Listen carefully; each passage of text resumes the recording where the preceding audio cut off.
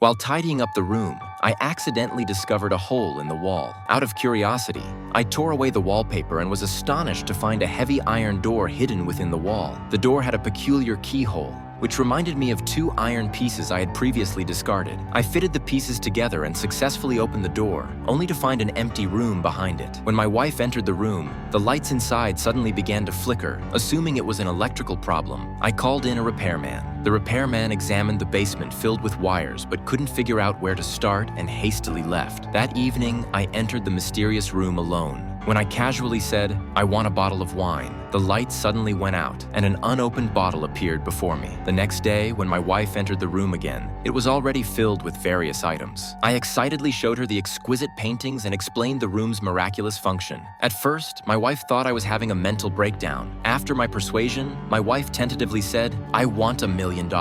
When the lights went out, a pile of cash appeared on the floor. Although everything felt like a dream, we quickly acquired vast wealth and artwork through this room. However, after the initial euphoria, a sense of emptiness followed. One day, I came home to find my wife had used the wishing room to create a baby. Though I had always longed for a child, I didn't want one obtained this way. After my urging, my wife reluctantly agreed to make the baby disappear, but couldn't bring herself to do it. When I picked up the child to make the wish, I realized I couldn't let go either. In the end, we decided to keep the baby. The room's magical power sparked my curiosity about its origins. I discovered online that the house's previous owner had been murdered, and the killer claimed to have committed the crime under the room's coercion. The killer was still confined in a psychiatric hospital. Upon learning this, I grabbed some cash from the room and immediately headed to the hospital, wanting to understand the killer's motive. But when the inmate learned I had moved into that house, he only warned me to leave as soon as possible. On my way home, when I reached for money to pay for gas, I found all the cash in my pocket had turned to ash. To confirm my suspicion,